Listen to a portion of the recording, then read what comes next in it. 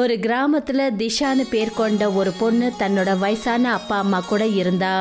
திஷாவோட அப்பா அம்மா தள்ளு வண்டி கடையில வெஜ் புலாவ் போட்டு வியாபாரம் பண்ணாங்க. திஷா ஒரு 20 வயசு பொண்ணு. நாள் முழுக்க புத்தகத்திலேயே முழுகியிருப்பா. ஒரு நாள் அவளுடைய அம்மா அனிதா தீக்ஷா கிட்ட சொன்னாங்க, நீ நாள் முழுக்க புத்தகத்திலேயே முழுகிட்டு இருக்க, உன் அம்மாவுக்கு கொஞ்சமாவது உதவியா இருக்கலாம் இல்லையா?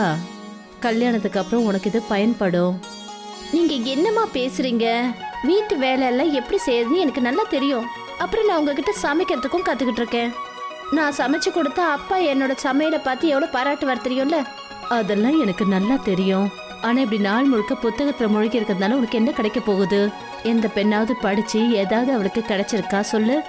கடைசியில அவ கல்யாணத்தை பண்ணிக்கிட்டு அடுப்பு ஊதுற வேலையத்தான் பார்க்கணும். அப்படியெல்லாம் ஒன்றும் கிடையாதுமா. நாள் முழுக்க நான் புத்தகத்துல மூழ்கி இருக்கேன்னா அதுக்கும் ஒரு காரணம் இருக்குமா. புத்தகங்கள்ல நான் நிறைய கத்துக்கிறேம்மா. வாழ்க்கையில நான் புதுசா எதையாவது பண்ணணும்னு நினைக்கிறேன். தீக்ஷா சொன்னதை கேட்டுட்டு அனிதா தீக்ஷா கிட்ட எதையோ சொல்ல வந்தாங்க. அப்பதான் அந்த இடத்துல தீக்ஷாவோட அப்பா வந்துட்டாரு. அட, என்னோட பொண்ணு தீக்ஷா ரொம்ப சரியா சொல்றா. அனிதா, அவளை படிக்க விடு. நான் என்ன சொல்ல வந்தேன்னாங்க, நாம என்ன நம்ம பொண்ணை படிக்க வச்சு வேலைக்கு அனுப்ப போறோம்? கடைசியில அவளுக்கு நம்ம கல்யாணம் தானே பண்ணி வைக்க போறோம். அப்படியெல்லாம் யோசிக்காத அனிதா. ஒருவேளை நம்ம பொண்ணு சிக்ஷா நல்லா படிச்சானா அந்த படிப்பை வச்சுக்கிட்டு அவள் எவ்வளோ நன்மை அடைவாங்கிறத யோசி. அவளோட கணவனை நம்பி இருக்க வேண்டியதில்லை. அது மட்டும் இல்லாமல் இன்னைக்கு இருக்கிற காலகட்டத்தில் பொண்ணுங்க பசங்களுக்கு குறைஞ்சவங்களா என்ன? அவங்களும் பசங்களுக்கு சமமா முன்னேறி வந்துகிட்டே இருக்காங்க. அப்பா, எங்க ஸ்கூல்ல 2 நாளைக்கு காட்டுக்கு டூர் போறாங்க. நான் போகலாமாப்பா? ஆனா மேம் 500 ரூபாய் பணம் கேட்டாங்க. இங்க பாருமா, நான் எப்பவும் உன்னை வேண்டான்னு சொல்லவே மாட்டேன். ஆனால் உனக்கு தான் தெரியும் இல்லம்மா, இப்போல்லாம் என்னோட வருமானம் ரொம்பவே குறைஞ்சி போச்சு. நான் உன்னோட ஸ்கூல் ஃபீஸையும் ரொம்பவே கஷ்டப்பட்டு தான் கட்டிக்கிட்டு இருக்கேன். ஆனால் டூருக்கு போகிறதுக்கு ஸ்கூலில் இருக்கிறவங்க எல்லாரும் உன்கிட்ட பணத்தை கேட்டிருக்காங்களே, அது இப்போ என்கிட்ட பணமே இல்லையம்மா. ரமன் சொன்னதை கேட்டதும் தீக்ஷாவோட முகமே வாடி போச்சு. தான் பொண்ணோட வாடி போன முகத்தை பார்த்துட்டு ரமன் ரொம்ப ஃபீல் பண்ணி சொன்னாரு, ஆனால் நீ கவலைப்படாத, நான் நாளைக்கே யாருக்கிட்டையாவது கடன் வாங்கி உனக்கு அந்த காசை கொடுத்துடுறேன். ரமன் சொன்னதை கேட்டதும் தீக்ஷா ரொம்ப சந்தோஷத்துல துள்ளி குதிச்சா. என்னங்க இது, இப்ப பொண்ணுக்காக கடனும் வாங்க ஆரம்பிச்சிட்டீங்களா? ஒரு பிரச்சனையும் இல்லை. நம்ம பொண்ணு மட்டும் படிச்சான்னா அவ பெருசாகி நல்ல வேலைக்கு போய் நம்மளை தானே பார்த்துக்க போறா. ஆனா நாளன்னைக்குள்ள நாம வீட்டு வாடகையும் கட்டி ஆகணுங்க. மறுநாள் ரமன் தன்னோட வண்டியை எடுத்துக்கிட்டு பஸ் ஸ்டாண்டு கிட்ட போய் நின்னாரு. ஆனா அவர் இதைத்தான் யோசிச்சுட்டு இருந்தாரு, அதாவது பணம் யார்கிட்ட கடன் கேட்கறதுன்னு. அப்பதான் ரொம்ப தூரத்துல அந்த ஊர் தலைவர் வர்றத அவர் பார்த்தாரு. அவரும் அவரை நோக்கி தான் வந்துட்டு இருந்தாரு. வணக்கம் தலைவரே. வணக்கம் வணக்கம் வணக்கம் ரமன், வணக்கம். அப்புறம் எப்படி இருக்கீங்க? உங்கள் வேலையெல்லாம் எப்படி போயிட்டுருக்கு? மார்க்கெட்டில் இப்போ ரொம்ப கூட்டம் கம்மியாகிடுச்சு தலைவர். முதல்லலாம் என்னோட வேலையை சாயந்தரத்துக்குள்ளே முடிச்சிடுவேன். ஆனால் இப்போல்லாம் என்னென்னா, நான் செய்கிற புலாவே சாயந்தரம் வரைக்கும் விற்காமல் அப்படியே மீந்து போயிடுது. அட ரமன், இப்போலாம் சைனீஸ் ஃபுட்டு தானேப்பா விற்குது. இந்தியாவில் நிறைய இடத்துல சைனீஸ் ஃபுட்டு தான் இருக்குது. அதனால் உன்னோட இந்த பழைய புலாவை யார் ரொம்ப விரும்புவாங்க? கிராமத்து ஜனங்கள்லாம் இப்போ முன்ன மாதிரி இல்லைல்ல. ஏன்னா கிராமத்து ஜனங்களும் ரொம்பவே மாறிட்டாங்க. தலைவர், நான் உங்ககிட்ட ஒரு முக்கியமான விஷயம் பேசணும். சொல்லு என்ன பேசணும்? எனக்கு உங்ககிட்ட இருந்து கொஞ்சம் காசு கடனாக வேணும். உனக்கு எவ்வளோ வேணும் சொல்கிற? எனக்கு ஒரு 2000 ரூபாய் வேணும் தலைவர். அது என்னன்னா, நான் நாளைக்கு 1500 ரூபாய் கடை வாடகை கொடுக்கணும். அதோட 500 ரூபாய் நாளைக்கு என் பொண்ணு ஸ்கூலில் ஃபீஸ் கட்டணும். இன்னும் தீக்ஷா குழந்தையோட ஸ்கூல் ஃபீஸை இன்னும் கட்டவே இல்லையா? அது நான் கொஞ்சம் கொஞ்சமாக கட்டி முடிச்சிட்டேன் தலைவர். அது என்னன்னா, நாளைக்கு குழந்தையோட ஸ்கூலில் டூருக்கு கூட்டிகிட்டு போகிறாங்களாம். குழந்தையும் ரொம்பவே ஆசைப்படுறா. ஆனால் அந்த டூருக்கு போகிறதுக்கு ஸ்கூலில் இருக்கிறவங்க 500 ரூபா பணம் கேட்குறாங்க. நீ என்ன பண்ணிட்டு இருக்க ரமன்? உன்னோட வியாபாரமும் ஒழுங்காக போகிறதில்லன்னு சொல்கிற. அப்புறம் நாளைக்கு நீ உன்னோட கடை வாடகை வேறு கட்டணும். இந்த நேரத்தில் குழந்தைய டூருக்கு அனுப்ப வேண்டியது அவசியமா என்ன? என் பொண்ணுக்கு மரம் செடி கொடியெல்லாம் ரொம்ப பிடிக்கும் தலைவர். அது மட்டும் இல்லாமல் அவள் நல்லாவே படிப்பா. நாள் முழுக்க எப்பவும் புத்தகத்தோடையே இருப்பா. ஒரு வேளை இன்னைக்கு சாயந்தரம் நான் அவளுக்கு அந்த காசை கொடுக்கலன்னா அவள் ரொம்பவே மனசுடைஞ்சு போயிடுவா தலைவரே. தலைவர் ரமன் சொன்னதை கேட்டுட்டு ரமனை ரொம்பவே உத்து பார்த்துக்கிட்டு இருந்தாரு. அப்பதான் அந்த தலைவரோட நண்பன் அபிமன்யு அந்த இடத்துக்கு வந்தாரு. அபிமன்யு மோசமான எண்ணம் உடைய மனுஷன். எப்பவும் தலைவர்கிட்ட ஏதாவது போட்டு கொடுத்துக்கிட்டே இருப்பாரு. அபிமன்யு அவங்க பேசுறத ரொம்ப நேரமா கேட்டுட்டு இருந்தாரு. அபிமன்யு தலைவரோட காதுல என்ன சொன்னாருன்னா, அட என்ன யோசிக்கிறீங்க தலைவரே, 2000 ரூபாய் விஷயம் தானே, கொடுத்துடுங்க. ஏன்னா ரமனோட இந்த தள்ளு வண்டி குறைஞ்சது 10,000 ரூபாவது விற்கும். இப்போல்லாம் ரமனோட கடை ஒழுங்காக போகிறதில்ல. அவனால் கண்டிப்பாக உங்கள் பணத்தை திருப்பி தர முடியாது. அதுக்கு பதிலாக நீங்கள் அவனோட கடையை எடுத்துக்கலாம்ல. மொத்தமாக உங்களுக்கு 8,000 ரூபாய் கிடைக்கும். அபிமன்யு சொன்னதை தலைவர் மண்டையில ஏத்திக்கிட்டாரு. அட நீ அந்த பணத்தை எப்போப்பா திருப்பி தருவ? தலைவரே, நீங்கள் எனக்கு ஒரு 2 மாதம் டைம் கொடுங்களேன். இதுக்கு முன்னாடி நான் உங்ககிட்ட எத்தனை தடவை காசு இப்படி கடன் வாங்கியிருக்கேன், ஆனால் திருப்பி கொடுத்துட்டேன்ல. அட அப்போல்லாம் நேரம் வேற ரமன், ஆனால் இப்போ இருக்கிற நேரமே ரொம்ப வேற இல்லை. எனக்கு எதுவும் புரியலையே தலைவரே. அட இங்கே பாரு ரமன், இப்போல்லாம் எல்லாரோட வியாபாரமும் ரொம்ப மந்தமாக தான் இருக்குது. என்னோட வியாபாரமும் ரொம்ப மந்தமாக தான் போகுது. அதனால் எனக்கு காசு சீக்கிரமாக வேணும். அப்புறம் இன்னொரு விஷயம், என்கிட்ட நீ அடமானம் வைக்கிறதுக்கு ஏதாவது பொருள் கொடுத்தா நல்லாயிருக்கும். தலைவரோட பேச்சை கேட்டதும் ரமன் ரொம்ப அதிர்ச்சியானாரு. ரமனுக்கு நல்லாவே தெரியும் தலைவர் உள்ளுக்குள்ள நல்ல மனசுடையவர்னு. ரமனுக்கு புரிஞ்சு போச்சு. தலைவரோட காதுல 2 நிமிஷத்துக்கு முன்னாடி யாரும் இல்லை, அபிமன்யு தான் என்னமோ சொன்னாருன்னு. ஆனா ரமனுக்கு அது கட்டாயம். ஏன்னா அந்த கிராமத்துல தலைவரை தவிர ரமனுக்கு வேற யாரும் 2000 ரூபாய் பணம் கொடுக்க மாட்டாங்கன்னு அவருக்கு நல்லா தெரியும். என்கிட்ட என்ன இருக்குது தலைவர்? நான் அடமானம் வைக்கிறதுக்கு என்கிட்ட வாடகை வீடு மட்டும்தானே இருக்குது. அப்படின்னா உங்களுக்கு என் மேலே நம்பிக்கையே இல்லையா? அட நம்பிக்கையை வச்சு என்ன பண்ண முடியும் ரமன்? உன்னோட வண்டி கடையை கொடுத்தா நான் காசு கொடுக்குறேன். ஒருவேளை உன்னால் 1 மாதத்துக்குள்ளே இந்த காசை திருப்பி தர முடியலன்னா நான் உன்னோட இந்த வண்டி கடையை எடுத்துகிட்டு போயிடுவேன். அப்புறம் நீ என்ன தப்பாக நினைக்கக்கூடாது, சரியா? ரமன் ரொம்ப யோசிச்சுட்டு என்ன சொன்னாருன்னா, சரி தலைவரே, நீங்கள் சொன்ன மாதிரியே செய்யுங்க. தலைவர் சிரிச்சுக்கிட்டே அந்த இடத்த விட்டு போனாரு. சாயந்தரம் ரமன் 500 ரூபாய் பணத்தை பொண்ணு தீக்ஷா கிட்ட கொடுத்தாரு.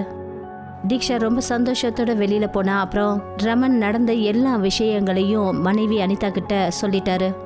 என்னங்க பண்ணிட்டு வந்திருக்கீங்க? உங்களுக்கே நல்லா தெரியும்ல அபிமன்யுக்கு நல்ல மனசு கிடையாதுன்னு. தலைவர் ஒரு நல்ல மனுஷன், இரக்கமுள்ள மனுஷனும் கூட. நிச்சயமா அந்த அபிமன்யுக்கு உங்க கடை மேல ஒரு கண்ணா இருந்திருக்கும்.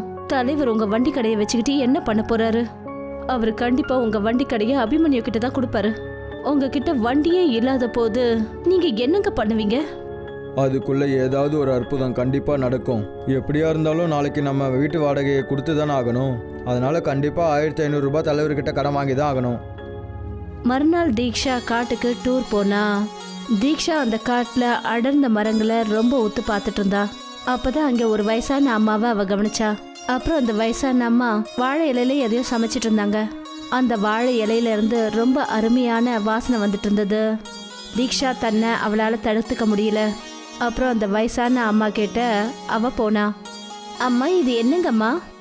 இது வாழை இலையில செய்யற பிரியாணிடாமா கண்ணா. இப்படியெல்லாம் செய்ய முடியுமா? கண்டிப்பா செய்ய முடியும்டா கண்ணா. எனக்கு இந்த ரெசிபி நல்லா தெரியும்.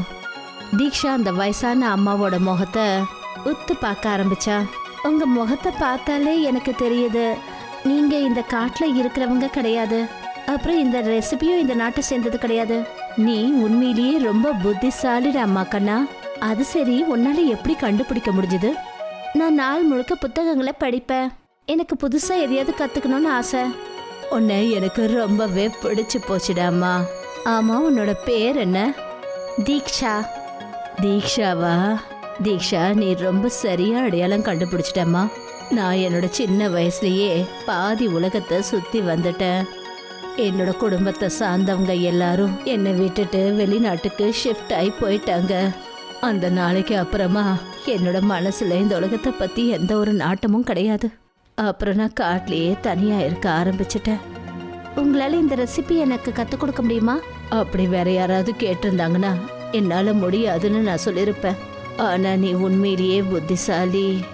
உன் கண்ணில் இருக்கிற அந்த ஒளி சொல்லுதுமா, உனக்கு முன்னேறி போகணும்னு ரொம்ப ஆர்வம் இருக்குன்னு. உனக்கு நான் கண்டிப்பா இதை எப்படி செய்யறதுன்னு சொல்லி கொடுக்குறேன்.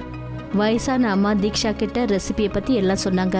சாயந்தரம் தீக்ஷா தன்னோட வீட்டுக்கு போயிட்டா. நாட்கள் இப்படியே போய்கிட்டு இருந்தது. ரமனோட வேலை மொத்தமா நின்று போச்சு. அப்புறம் தலைவர் அபிமன்யோட பேச்சை கேட்டுட்டு வந்து ரமனோட வண்டி கடையை பறிச்சுட்டு போயிட்டாரு. ரமனோட வியாபாரம் மொத்தமா நின்று போச்சு. அவரோட தலையில வீட்டோட வாடகையும் அதிகமா ஆயிடுச்சு. எத்தனை வாட்டி நான் உங்களுக்கு சொல்லியிருப்பேன், ஆனா நீங்க அதை புரிஞ்சுக்கவே இல்லை. பொண்ணு இந்த அளவுக்கு படிக்க வேண்டிய அவசியம் என்னங்க வந்தது? இப்ப சொல்லுங்க, பொண்ணு இந்த அளவுக்கு படிக்க வச்சதுனால என்ன புண்ணியம்? பொண்ணோட ஸ்கூல்ல எந்த அளவுக்கு நம்ம பணத்தை செலவு பண்ணோமோ அந்த பணத்தை நம்ம சேர்த்து வச்சிருந்தா இன்னைக்கு அது நமக்கு பயன்பட்டு இருந்திருக்கும்.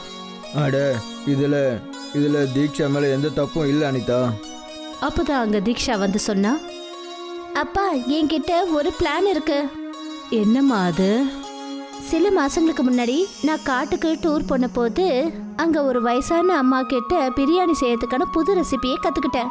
எனக்கு என்ன தோணுதுன்னா, அதே பிரியாணிய நம்ம கிராமத்துல செஞ்சு வியாபாரம் பண்ணா நமக்கு நிச்சயம் லாபம் கிடைக்கும். நீ என்ன பேச்சு பேசுறமா? நீ இப்ப என்ன சொல்ல வர? உங்க அப்பா புலாவெல்லாம் செஞ்சாருன்னு சொல்ல வரியா? அனிதா, எனக்கு என்ன தோணுதுன்னா தீக்ஷா சொல்றது சரிதான். தலைவரும் இதையே தான் சொல்றாரு. இப்போலாம் நம்ம நாட்டில் புதுசாக தான் சாப்பிட்றாங்களாம்.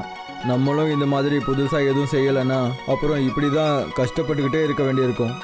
ஆனா பிரச்சனை என்னன்னா, நம்ம பொண்ணு சொல்றதை கேட்டாலும் நீங்க அந்த பிரியாணியை எங்க போய் வியாபாரம் பண்ணுவீங்க? வண்டியை தான் அந்த அபிமன்யு பறிச்சுக்கிட்டு போயிட்டானே. நீங்க அதை பத்தி கவலைப்படாதீங்கம்மா. நான் நம்ம வீட்டு நிலைமையை எங்க டீச்சர் கிட்ட டிஸ்கஸ் பண்ணேன். கிராமத்துல அவங்களோட ஒரு கடை காலியா இருக்கு. அவங்க என்கிட்ட சொல்லியிருக்காங்க, உங்க அப்பா கிட்ட போதுமான அளவுக்கு பணம் வர வரைக்கும் அந்த கடையை நம்மள பயன்படுத்திக்க சொல்லி சொன்னாங்க. தீக்ஷா சொன்னதை கேட்டு ரமனுக்கு சந்தோஷமாயிடுச்சு. தீக்ஷா மறுநாள் ரமனை வயலுக்கு கூட்டிட்டு போனா. அப்புறம் தான் அப்பா கூட நிறைய வாழை இலைங்களை பறிச்சுக்கிட்டு வந்து கடையில வச்சா.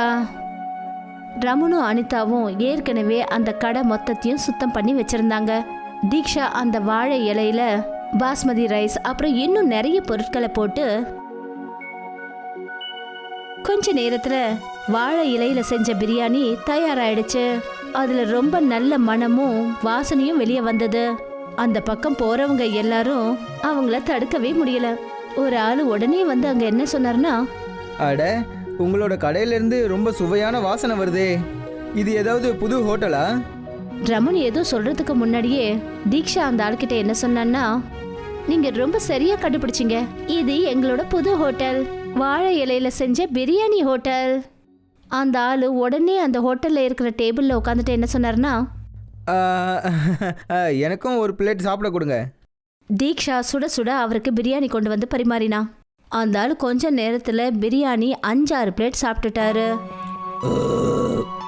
ரொம்ப சூப்பரா இருக்கு. எவ்வளோ ஆச்சு? 2000 ரூபாய். அந்த ஆளு ரொம்ப சந்தோஷத்தோட தீக்ஷா கையில 2000 ரூபாய் கொடுத்தாரு. அந்த மனுஷன் சிட்டில இருக்கிறவரு, அப்புறம் ஒரு ஃபேமஸான யூடியூபரும் கூட. அட, இந்த மாதிரி சாப்பாடை நான் என் லைஃப்பில் முதல் தடவையாக சாப்பிட்றேன். இந்த மாதிரி ஒரு சாப்பாடு நம்ம நாட்டில் எங்கேயும் கிடைக்காதுன்னு தான் தோணுது. ஒருவேளை உங்களுக்கு ஆட்சேபனை இல்லைன்னா நான் உங்களை ஒரு ஃபோட்டோ எடுத்துக்கவா? அப்புறம் உங்களோட இந்த வாழை இலை பிரியாணியை பற்றி சோஷியல் மீடியாவில் அப்லோட் பண்ணவா?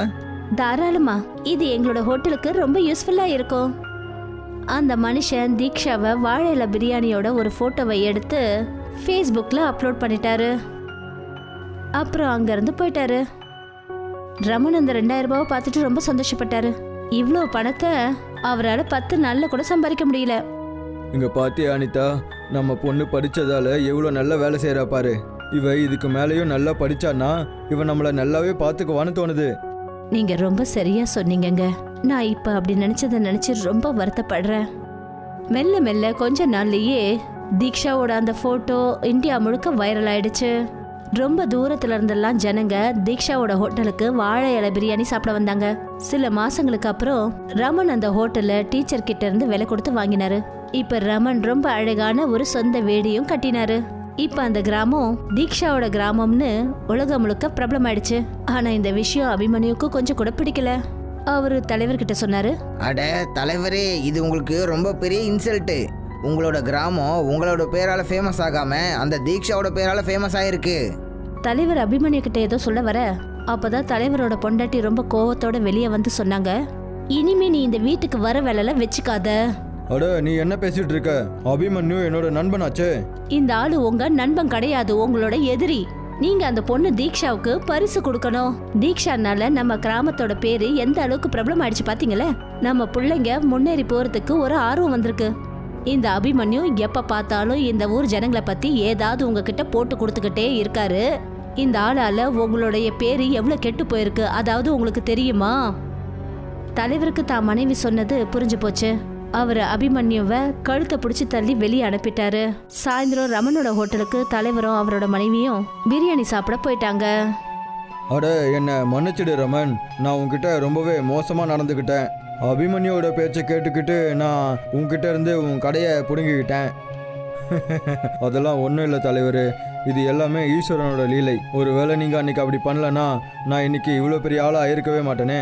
நான் எவ்வளோ பெரிய ஆளானாலும் சரி தலைவரே, எப்போவும் உங்களுக்கு மரியாதை தான் கொடுப்பேன். ஏன்னா நீங்கள் தானே இந்த கிராமத்தோட தலைவர்.